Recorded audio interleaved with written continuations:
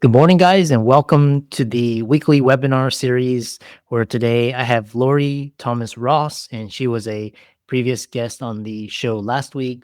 And today she's going to present to us an info webinar, and she is the marketing therapist. And I'm really excited to have her on. She's also an expert in personal branding and add value to the audience. And so, Lorrie, welcome. Thanks so much. And hi, everyone. I know you had a presentation, 15-minute, and so I'm really excited to have you on and take it away. Wonderful. So you're all busy folks, so I want to make sure I respect your time. I have been in the sales and marketing world since earlier than 1999, but in the dot-com world in those days. And having come from being a seller of advertising to then becoming a buyer of advertising, having the corporate experience, but then also my world transformed when I started teaching. I started teaching marketing for UC Santa Barbara, and then UC Berkeley started picking up my courses on weekends. And my students were business owners or employees at doctors' offices and law firms. And these organizations were paying their students or their employees to be a student in my classes. And I found that there was just so much magic that could happen when these students were empowered with marketing, not only marketing tools, but also just the know-how. And most importantly, having a different relationship with marketing. And that was really transformational for me. And I do have a few images more just to be visual anchors. But before we dive into that, I had a really altering moment. It was the last class before the final projects were due at UC Berkeley. And we were on the San Francisco campus. I let my students know, and again, they're all employees of organizations or business owners. I said, this is your education to claim. Between you and me, teachers as adjunct faculty get paid nothing. I did it because I love the subject. I said, let's just make this something where you truly claim your education. Anything you want to do, whether it's your personal brand so that you get that next great job, or if you need to convince the partners in the practice that this is the next thing to do, or you're going to hire new vendors, just make this something that you truly get professional value out of. And I'm thinking I'm the coolest teacher ever. And then I'm looking around and my students are like, and there's no positive body language. And I was like, okay, we've got to break down whatever icky marketing is happening, because throughout the whole course, there was just enthusiasm, ahas, all that. And I said, help me understand what's going on here, because I just gave you full reign to do whatever you wanted. And the emotions of sales and marketing came up. I do want to update my personal brand, but I don't want to feel like I'm a braggart, or I just don't know how to educate the partners in the practice on how to do this. I'm afraid they're going to push back, and just the natural hesitations. And so what I did is I brought everyone back to the basics of marketing. And no joke, if you Google definition of marketing, even today, definitions, the most prominent definition that will come up is the act of pushing and promoting products and services. And just, that's yucky. I think about used car people. I think about all the stereotypes of sales and marketing. And so I said, of course, we're going to have hesitations to do marketing if we think about it in this pushy, yucky, promotional way, right? And especially in the medical profession, you're not like, hey, I'm a doctor, I can help you, right? Like we want to be of service. And I said, okay, this is what is like almost in our subconscious. So knowing that, now that we're aware of it, let's just think about what we want to accomplish. And I said, just think about that. Take all the tools and the tactics and the budgets off the table and think about what you either want to help your ideal audience understand, or what you're proposing within your organization, or what you want a prospective employer to understand about you. And we just had a really beautiful conversation. And I had some students say, I really want to do more in digital marketing because I have a background in, I want to do more in digital because I have a background in traditional. And actually the two are imperative to success, because I understand the science, but I also understand the art and the heart. I was like, great. That's what you're putting on your about section for LinkedIn. And that's your cover letter. And that's what you're reiterating throughout the interview process. I had students in the wine industry. They were both taking the course and they said, we're an organic winery. We have a super customizable wine program. The founders fell in love with sustainable, healthy practices when they travel to Europe. And for us, it's all about XYZ. And I said, great. We pull up the website. I said, I don't see that you're an organic winery anywhere. They're like, oh, Lorrie, the seal's on the bottom of the page. I was like, okay, on the deep, dark, fiery pits of your website. We had a good laugh and we found ways to bring that language forward. And telling people again and again, right? We have to remember that in psychology, things don't just click instantly. We need to be reminded. And so everyone walked away that week and had a different perspective. And the final class, I wrapped up because I thought about it. I'm like, well, how do we, again, break down this ick yuck feeling about marketing and have these breakthroughs? And I found that it really is a matter of having a happier and healthier and wealthier relationship with marketing. And so I'm going to pull up here. Hopefully this comes up and I'll share my screen, slideshow, play from start. So yes, I am an expert in marketing and specifically digital marketing, but I'm also very much an advocate for happier, healthier, and wealthier marketing. And to do that, we have to redefine what marketing means to us.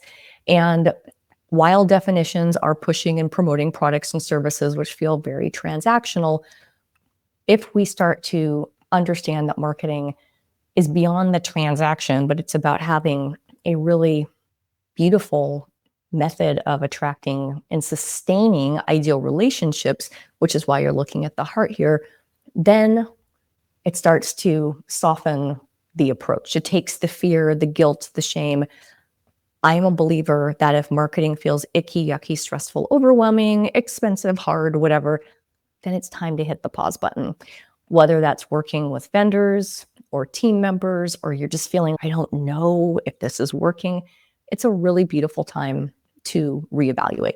So marketing is the act of maximizing relationships. And I'm an owner myself. I know what it's like to run a business. I've had one for 19 years. And so when I'm working eye to eye with leaders of all industries, medical, education, law, you name it, consulting, wellness, it's looking at the business holistically. And there's the boring administrative part of collecting bills, paying our taxes, payroll, all that. And the operations piece of it, the actual act of doing all we have to do, which is where owners really get caught up. But then there's marketing. And the reason they're all together is to illustrate and reinforce how important it is that marketing is not something that you do when you feel like it or have time, but it's something that needs to be an integral part of our practice. And marketing does not have an on and off switch. It is treated like that most times. The best time to be engaged in marketing is when things are great. You don't want to wait until, oh my gosh, we need to do stuff. We always want to be thinking about it. And of course, everything is hand in hand. So the act of how we communicate, how we represent ourselves as professionals on behalf of our brands.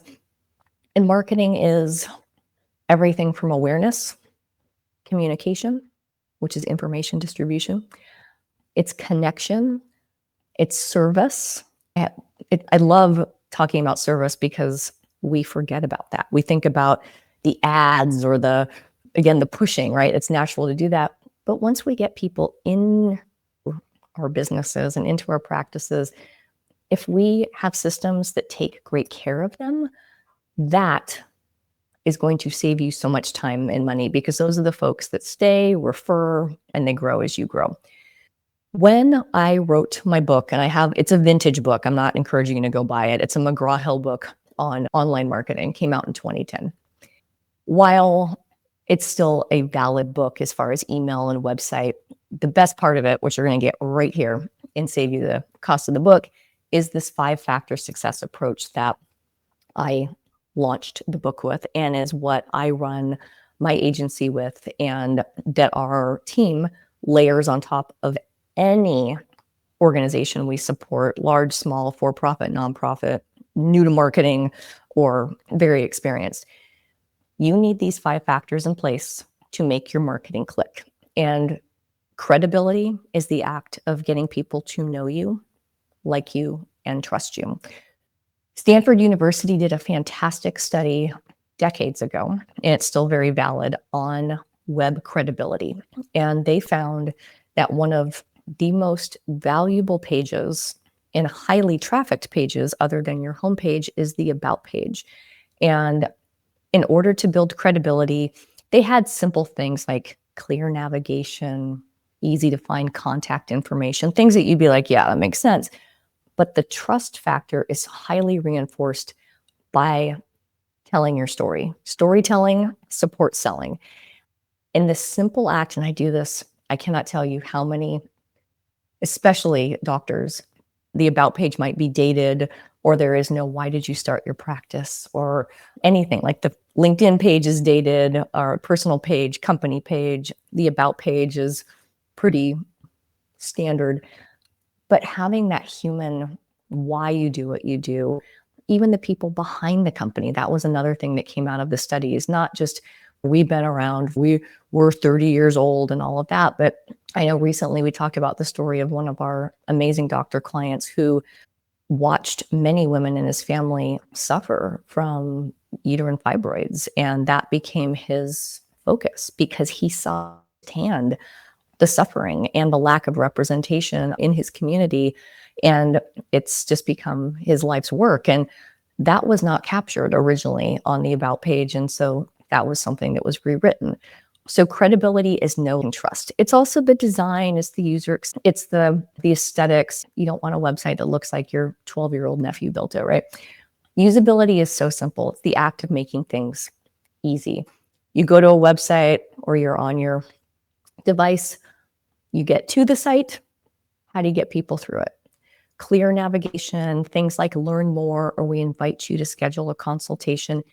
Simple language like that that guides people to where you want them to go can make a big difference. Visibility is everything, right? It's social, it's PR, it's advertising, it's SEO, it's email marketing. And there's no one right way. It's often an integrated approach, but making sure that the credibility is intact before there's a big focus on visibility is wise, and usability, so that those efforts really yield. The sellability part is where I find folks squirm a little bit, because the question there to ask yourself is why you versus the competition. And this is not about being self-centered or braggadocious. It's about really understanding what it is that you do that makes you distinct, that makes you valuable. And there's value that we provide, but there's also our values. And so that's where the big connection comes in. And the last piece of the puzzle is scalability. And we're not just spending time and money on marketing. If we think about marketing as something that we invest in for the life of our organizations and things that make sense, it helps you prioritize the need to haves over the nice to haves. And when everything is working together, and anytime we work with a new client, we layer this framework on top of anything they're doing. And the reality is everyone's doing some sort of marketing, whether they're actively doing it or not. And we find immediate optimizations so that we start with a really rock solid foundation. And by layering this framework on what you're doing, it helps you evaluate your vendors. It may give healthy conversations with people you're already working with.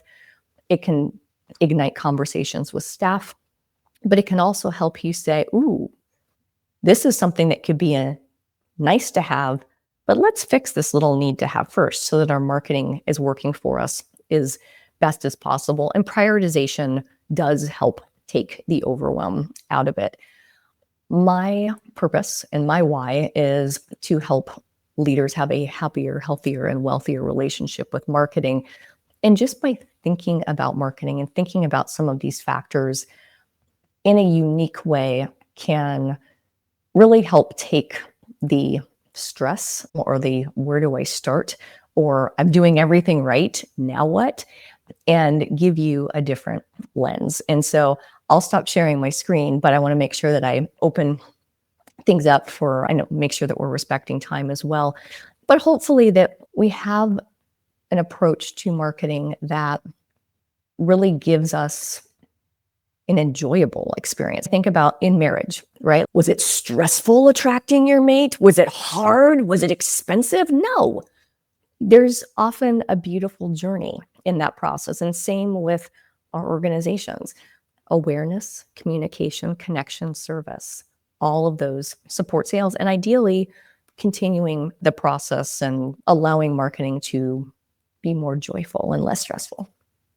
Very fantastic presentation. And for the audience, the viewers and listeners, if they were intrigued, what is your client avatar, and what gets people to come to you to work with you? Either their frustration you talked about, just it's stressful, or they trying to grow their business. What's your client avatar? Thank you for asking that. And it is so wonderful for all of us to think about that.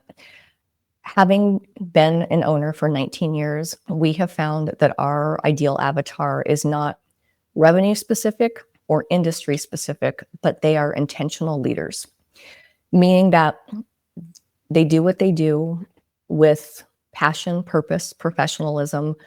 They care about the people they work with and they work for, and they have a growth mindset. They want to be doing things better. They don't have an I know that, very dangerous words altogether, mindset. And they just want to be in collaboration or in partnership with people that share values. And I talk a lot with our clients and even my employees, your value and your values. And I found even rebranding to web marketing therapy, because all my clients called me their marketing therapist and my clients did not know each other. And I was like, I think I'm onto something. By doing that, I actually streamlined how I spend time with prospective clients, because folks that don't, they're like, oh, that's weird. Or what do you mean you're the marketing therapist? The ones that were curious are like, oh, this is a unique approach. And yeah, there is a psychology to marketing, which you have a background in. And yeah, I do want to do marketing in a way that's less stressful. That has helped us really align with our ideal clients. And we are unique as an agency in that we are not an all or nothing. We work arm in arm with agencies that do things that we do, but we might have more capacity, especially with content marketing, things like that. We're very high touch. We've actually had other agencies refer us for certain things that they know we're really just a little more warm and fuzzy about. We also train staff, and we've trained virtual assistants, which is really cool to see. And because they're hardworking, they want to serve their clients, and we'll just come in and say, great on this, but here's some better tools, and let's make sure we have these processes in place, creating SOPs, training documents. And then we do have clients where we are the agency of record, where we might be doing things more proactively for search optimization or things like that. But it is about listening and understanding, and we grow as the client grows. And there are times where we might bring in videographers or extra special pros or help find PR agencies or things like that. But we've been very thoughtful as we've grown to still stay boutique and high touch. And I've broken pretty much every rule in business. I work with my friends, I work with family members, but it works. And even our approach to marketing may not be we understand data, we love data, but we also understand the art and the heart of it too. Yeah, it's just really great to partner with aligned leaders. Yeah. And how can people connect with you and reach out to you and learn from you? Lorrie Thomas Ross. You can just Google me. Also, web marketing therapy. We're the only one out there with that name. So we're very easy to find, and we've got a contact form on our website. Excellent. Well, thanks so much for sharing such invaluable information, and thanks again for all of your contributions. Thanks so much for having me.